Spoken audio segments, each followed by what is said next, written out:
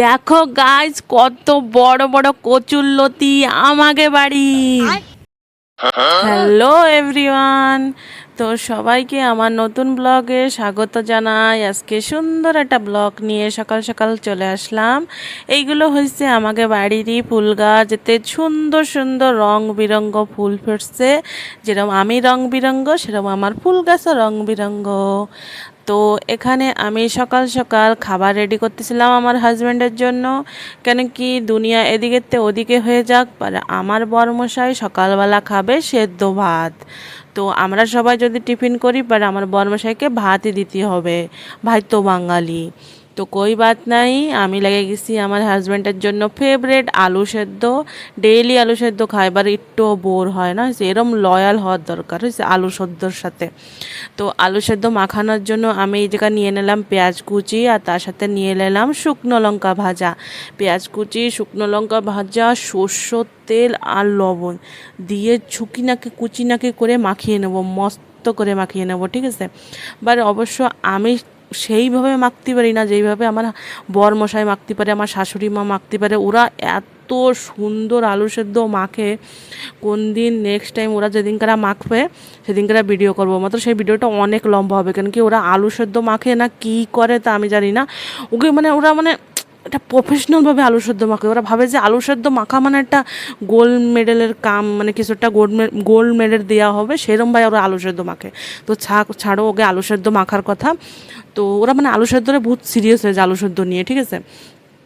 তো এখন আমি তার থালটা রেডি করে দিলাম, আলু সেদ্ধ, বেগুন ভাজা আর কাঁচা লঙ্কা। আর তার সাথে সাথে আমার ছোট্ট বেবি যাচ্ছে স্কুলে, তো স্কুলে যাবে তাই ও টিফিন নিয়ে যাবে। তা টিফিনের জন্য ডাল আর গোলা রুটি বানাই দিছিলাম। ও আমার কাছে পরোটা চাইছিল, তা পরোটা তো আমি বানাই দিলাম না, গোলা রুটিটা সহজ হলো তো গোলা রুটিটাই বানাই দিছি। আমি ওই টাইপেরই, ঠিক আছে, আমার যেটা সহজ হবে আমি সেইটাই বানাই দেবো, সে তুই যাই চাইস না কেন। তো এখানে আমি বায়ে করে দিলাম, চলে গেল। এখন 2-3 ঘন্টা, হায় রাব্বা, আমি একটু শান্তিতে থাকতে পারবো, এত পরেশান করে। তো বাই করে চলে গেল ও। যত হলো একটু মিসও করি আমি। তো চলে গেছে উৎপাতিয়া। তো এখানে আমি চলে আসলাম আমার দলিয়ার খিচুড়ি নিয়ে। আজকে বাড়ির আর যত মানুষ ছিল সবাই দলিয়ার খিচুড়ি খাবে সকালবেলা। বললাম না, আমার হাজব্যান্ড ভাত খাবে আর আমরা সবাই অন্য উল্টাপাল্টা জিনিস খাবো। এটা উল্টাপাল্টা জিনিস না, এটা একটু হেলদি জিনিস। সব দিনই কি আর উল্টাপাল্টা জিনিস খাই নাকি, কবে কবে একটু হেলদিও খাই আমি। তো এখানে চলে আসলাম দুপুরের রান্নার আয়োজন নিয়ে। আজকে দুপুরে রান্না হবে চেলা মাছ। তো আমার বরমশাই বাজারের থেকে চেলা মাছ এনে দিয়ে চলে গেছে। তো এই জায়গায় আমার শাশুড়ি মা কাটাকাটি করতেছে আর আমি দেখতেছিলাম কিরম ভাই কাটে, কেন কি আমি তো কাটতে পারি না, আমি খালি খাতে পারি। তো এই জায়গা চেলা মাছগুলো হলদি লবণ মাহায় ভাজা বসায় দিলাম। আর চলো তোমাকে আজকে আমাকে বাড়ির খেতে নিয়ে যাই। খেতে এখন সেরকম কিছু সবজি নাই, তাও যা আছে ভালোই আছে। তো চলো তোমাকে দেখাই। এই জায়গা অলরেডি আমার শাশুড়ি আম্মা এই জায়গা উঠাচ্ছে হয়েছে কচুরলতি। ওরে বাবারে, আমাকে বাড়ির কচুরলতি ফার্স্ট টাইম গাইজ, আমি আমার চোখে বিলিভ করতে পেরেছিলাম যে আমাকে বাড়ি কচুরলতি হয়েছে, ঠিক আছে।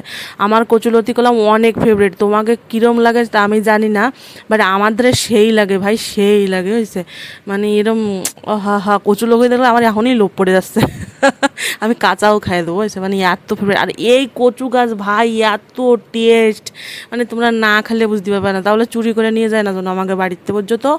তা এখানে আমার শাশুড়ি খুঁজে খুঁজে খুঁজে খুঁজে আমি বলছি, ও মা একটু দেহেটে ওটা সাপটা আবার ধরে বসে না যেন বল। আমাকে বাড়ি সেই সাপ, যে লাউ লতা সাপ টাপ সব আছে, যেরকম সবজি আছে সেরকম সাপও আছে, ঠিক আছে।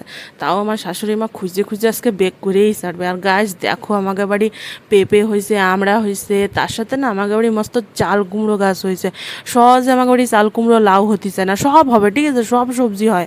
আমার বরমশার একটু সবজি করতে ভাল লাগে, তো সব সবজি হবে, ঠিক আছে। মাত্র চাল কুমড়ো লাউ সহজ হয় না। তো এই যে আবার চাল কুমড়ো হয়েছে, সেই নিয়ে আমার হাজব্যান্ড আর আমার শাশুড়ি মা সেই খুশি হয়েছে, ওকে ফেভারিট। আর আমি খুশি আমার কচুরলতি নিয়ে ভাই। তো কচুরলতি আমাকে উঠানো হয়ে গেছে। এই যে আমার শাশুড়ি মা আবার কাটাকাটিতে লেগে গেল, কেন কি আমরা একটু কাটাকাটি করতে পারি না। আমার শাশুড়ি মা আছে না, আমরা কেন করবো, আমার শাশুড়ি মা মস্ত করে কাটি টাটে পরিষ্কার করে আমাদের দেবে, আমি রান্না করবো। তা আমার বলে, যাও তুমি একটা মশলা রেডি করো।